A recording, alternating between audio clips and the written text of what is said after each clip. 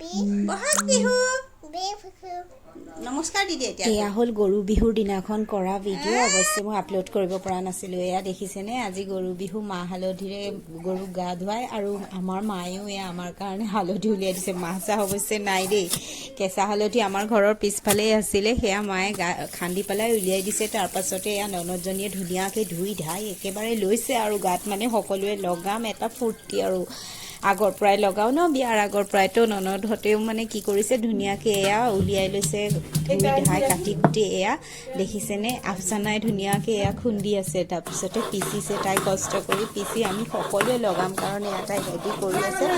আৰু এইখিনি লগোৱাৰ সময়ত ইমান হাঁহিয়া দেখিছেনে মায়ে আব্বাক হালধি লগাই দিছে আৰু আব্বাই কৈছে ভালে হৈছে দিয়া, বিয়াৰ দিনততো কোনেও আমাক হালধি নলগালে, এতিয়া তুমি লগাইছা। আব্বাই কয় আজিৰ পৰা আৰু এয়া লগাই মোক একো মেডিচিনৰ দৰকাৰ নাই, এইখিনি দিয়ে চব কাম হৈ যাব। এফালে আকৌ এয়া ভতিজাই কথাক পুৰা ঘঁহিছে আৰু তাই একে এয়া মোৰ ননদ হয়, এয়া ভতিজায়েকক লগাই আছে খুবকে, একেবাৰে গোটেইকেইটা ভতিজায়েকক বহাই লৈছে, বহাই লৈ ধুনীয়াকৈ লগাই দিছে হালধি। এয়া মোৰ ছোৱালীজনীক লগাইছে, তাই কি ফূৰ্তি আয়ো, ইখনৰ পিছত সিখন কাটি দিছে, পেহীয়াকেও ধুনীয়াকৈ ঘঁহি দিছে।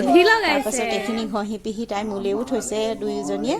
তাৰপাছত মই ৰান্ধি আছিলোঁ অৱশ্যে, মোৰ ৰান্ধি হোৱাৰ পাছতে তাইও নিজে দেখিছেনে নাই গোটেইজনী একেবাৰে ৰঙালী বিহু হৈ আছে।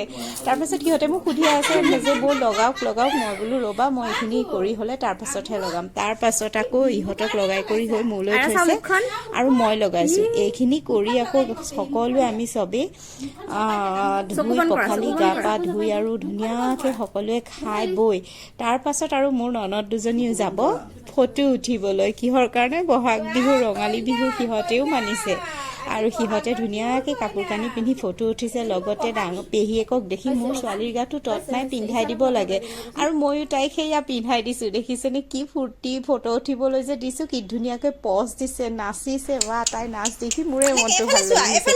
ময়ো আকৌ এসময়ত নাচিছিলোঁ নহয় অলপ চলপকৈ।